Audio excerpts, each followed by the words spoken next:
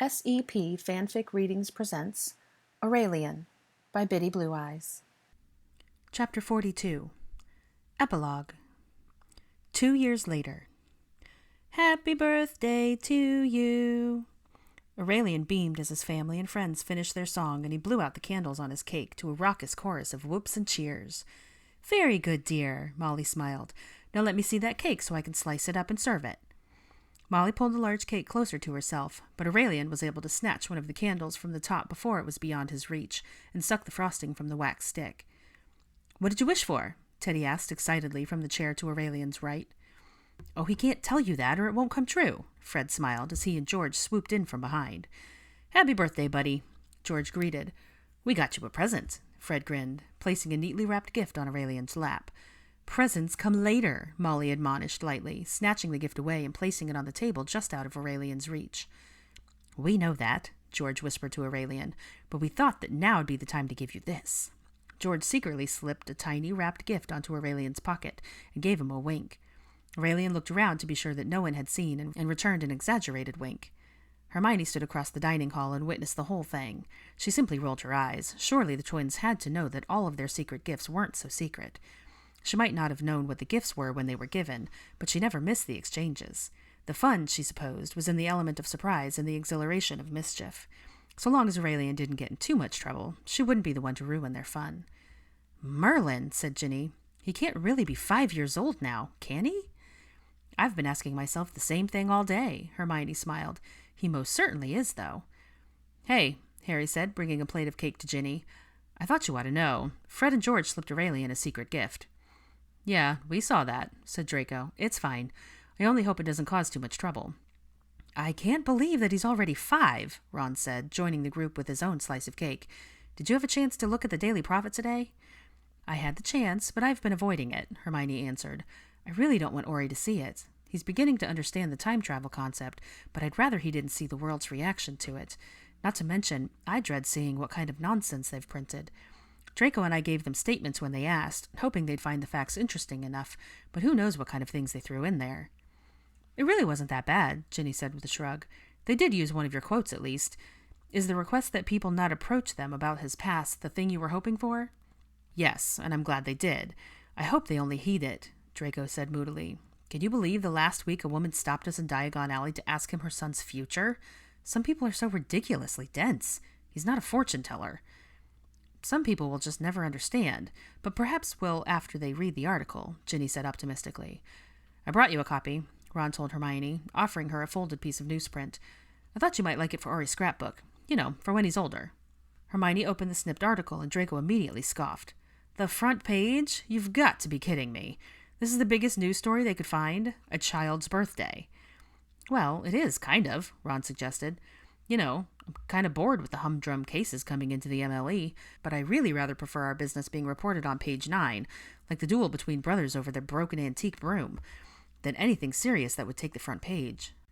I think it'd be better for Ori if he were kept out of the papers, but it's nicer to see his birthday on the front page than a murder or something.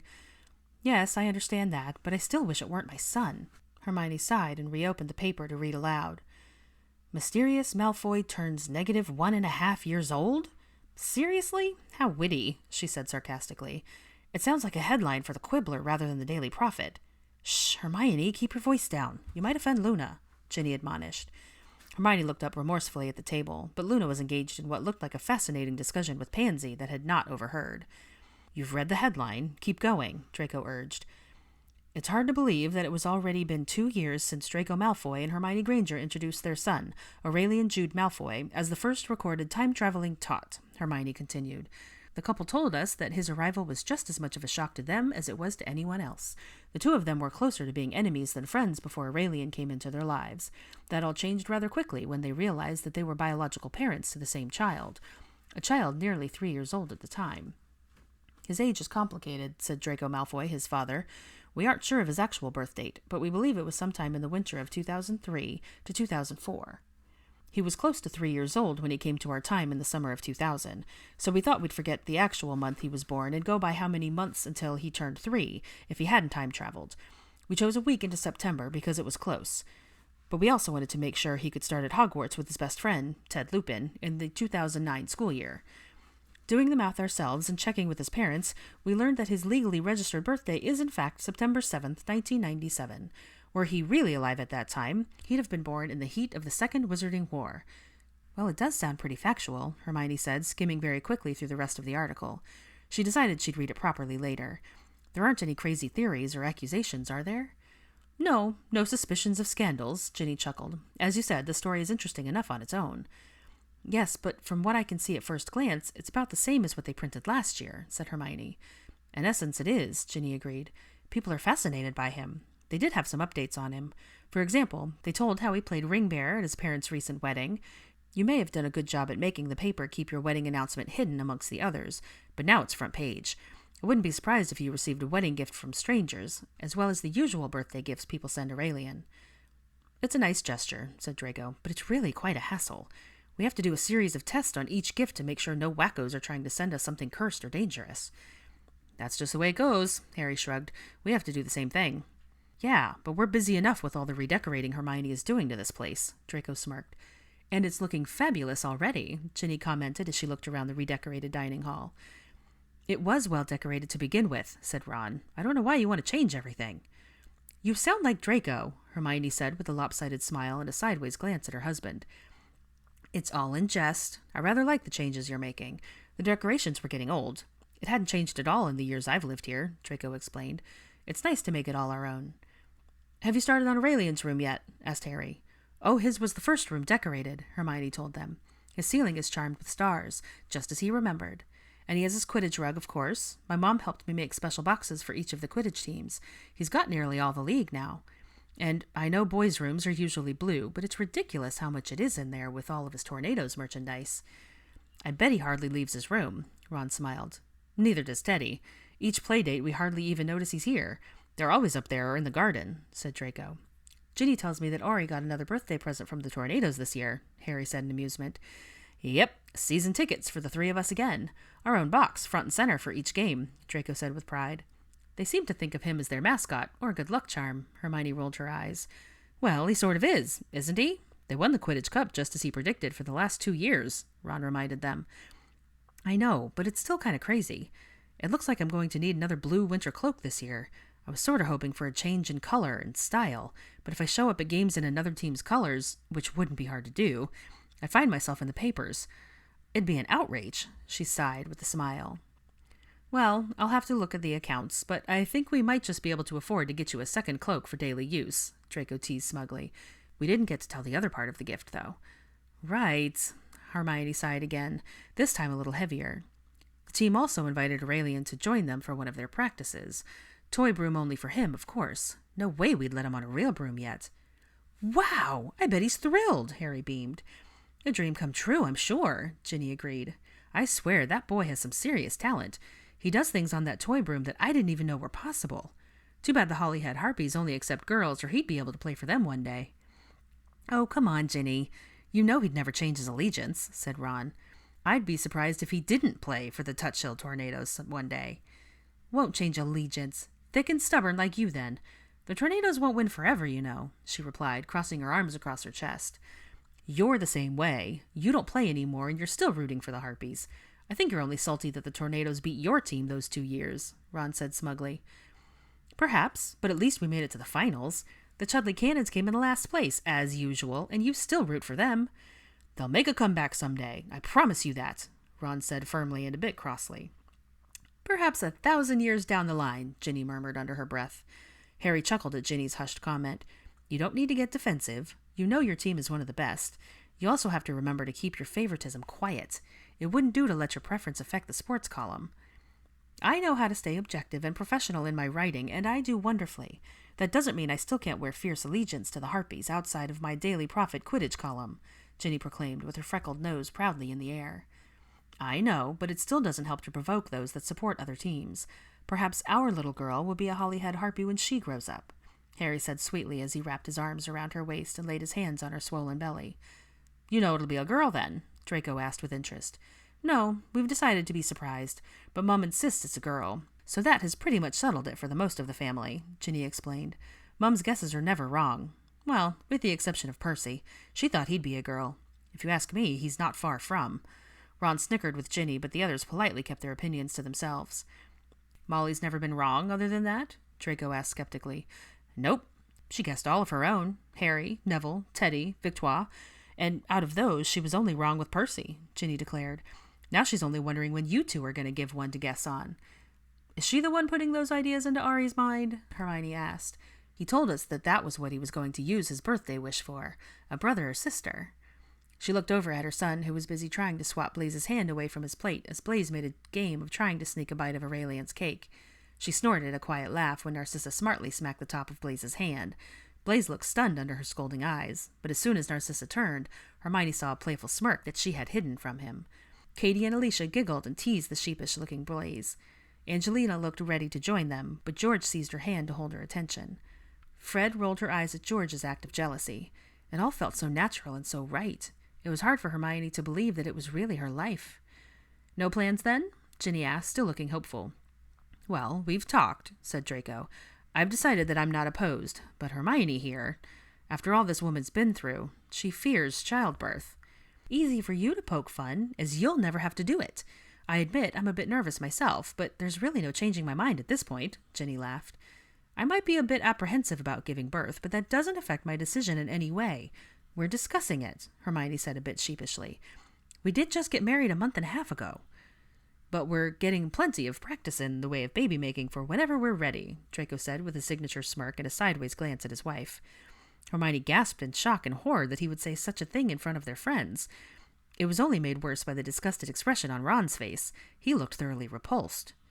Come on, I don't want to hear shite like that, Ron scrunched his nose in distaste. The last thing I want is a lasting image of you looking all scrawny, pale, and starkers. I am anything but scrawny, I assure you, but I hope that your statement doesn't mean that you don't mind thinking of my wife that way, Draco sneered dangerously. Oh, come on, Draco, drop the attitude, Harry said in exasperation. He only meant to take a dig at you. Yeah, no need to get all possessive.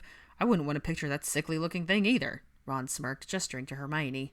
Hermione rolled her eyes, and Draco merely pursed his lips, reminding himself that Ron would never really insult her. In his opinion, Hermione looked far from sickly. Better than she ever had would be his description. Can we please change the subject? Hermione asked, her eyes still averted as she tried to hide her deep blush. Yes, please, said Harry. Oh, before I forget, Robards asked me to pass on his birthday wishes for Aurelian, and congratulations on your wedding. Yeah, the whole department misses you terribly, Ron added. I've only been gone for 2 months, Hermione replied. It doesn't mean that we don't miss you, said Harry. How's healer training going anyway? Hermione was startled from her thoughts when a bang echoed through the room.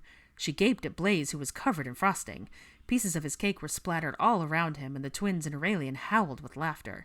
When the shock wore off, the others joined in.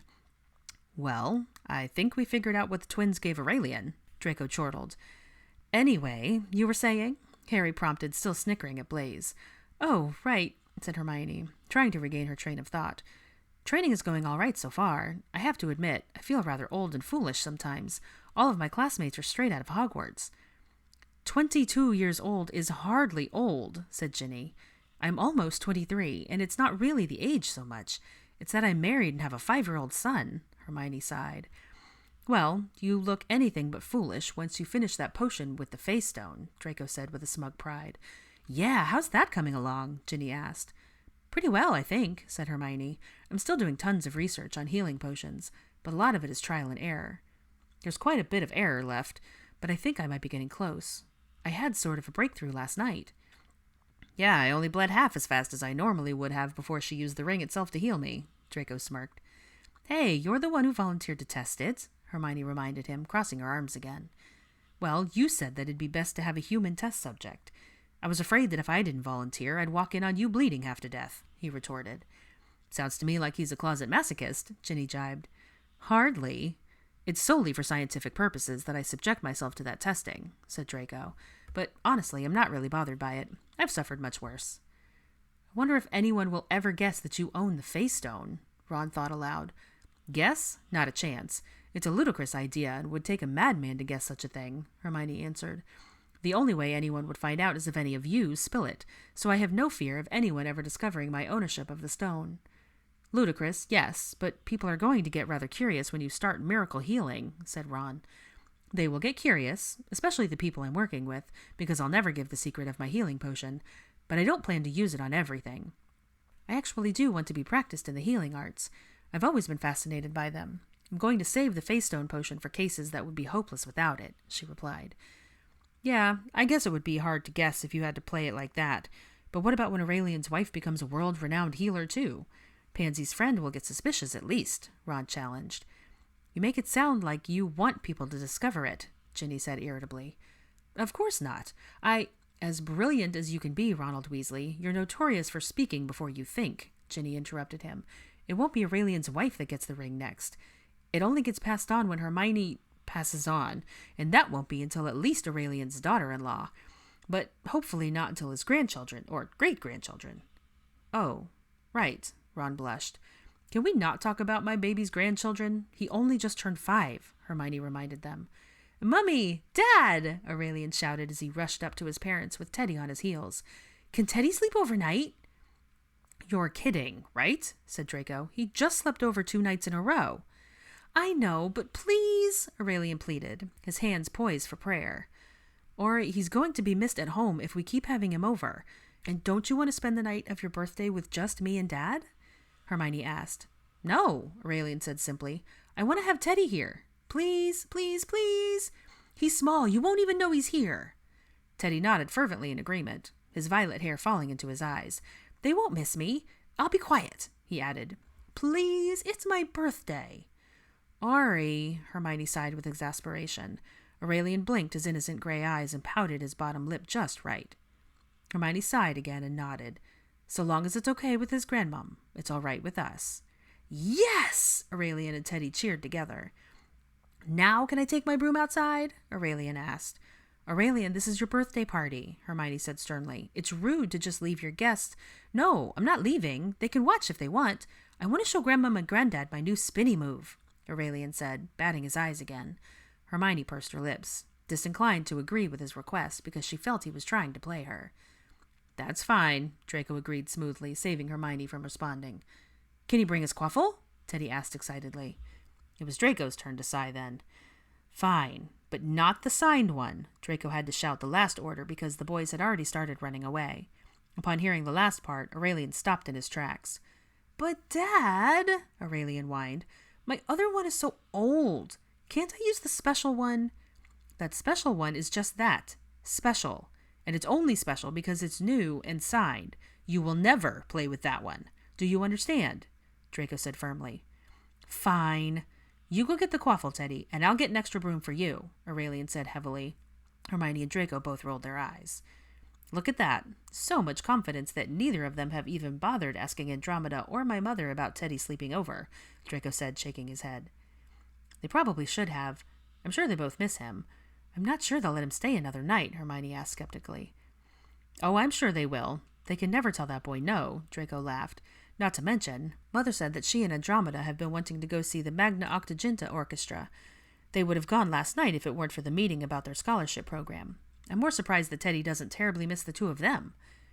No way. If I'd lived with only my grandmother and great-aunts, I'd be out of the house so much as I could, Ron snorted. You must be joking. Mother and Andromeda spoil that boy positively rotten, Draco replied. Oh, like Aurelian isn't spoiled at home, too, Ginny challenged. Oh, I never said that. I intend to dote on him as long as he lets me. Let's just hope that neither of those boys end up as rotten as you because of it, Hermione jested, nudging Draco with her elbow. Not possible, Draco said, looking quite smug as he stuck his hands in his pockets. That's not something to be proud of, Ginny said with a lopsided smile. So what's that spinny move that he mentioned? Harry asked. Hermione tittered with laughter when she realized that Harry had completely left their conversation at the mention of a broom maneuver.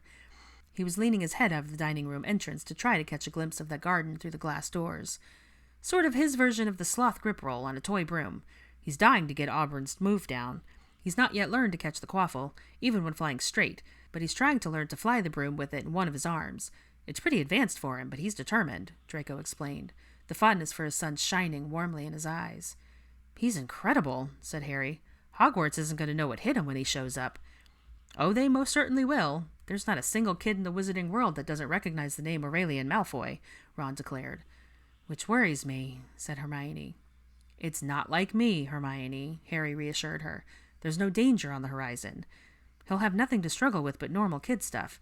Yes, he has fame, but he has 2 great parents and all of us to keep him grounded. Thanks, Hermione responded. With his connection to the tornadoes, I have a feeling he'll be more well known by his peers for his fame in the Quidditch world than from being from the future, said Ginny. And from what I hear, Hogwarts is desperate for some good Quidditch players, Draco commented. Can you believe that Hufflepuff won the Quidditch Cup last year? What's next? The Bookworms taking the cup? It's sick. It will be one of the proudest days when my son wins the cup for Slytherin. First of all, they're called Ravenclaws, not bookworms. And second, there's nothing wrong with bookworms, Hermione said, crossing her arms once more. And third, and most importantly, Ginny continued, mimicking Hermione's stance, who said Aurelian's going to be in Slytherin? My son, with as ambitious as he is, will be the Prince of Slytherin, he answered with a cheeky grin. I disagree, Ginny argued smartly. With as bold and courageous as he is, that boy is bound to be in Gryffindor. I'll be proud no matter what house he gets into, Hermione said, putting an end to the dispute before it got any further. And whatever house he gets into will have one hell of an addition to their team, Harry added. Damn, look at him go. I'd be willing to bet 100 galleons he gets on his house team in his first year. Stop, please stop, Hermione grimaced. I know he's incredible, and I know he's got Quidditch in his future, but I am terrified of that. At this rate, he'll break his neck before he even sets foot at Hogwarts. Break his neck? If that's your biggest concern, then stop worrying, Draco said with a signature smirk. His mother can fix that in a second with nothing more than a simple kiss. To demonstrate, he took her hand and placed a delicate kiss upon her wedding band. I assure you, that boy is going to be just fine. The end.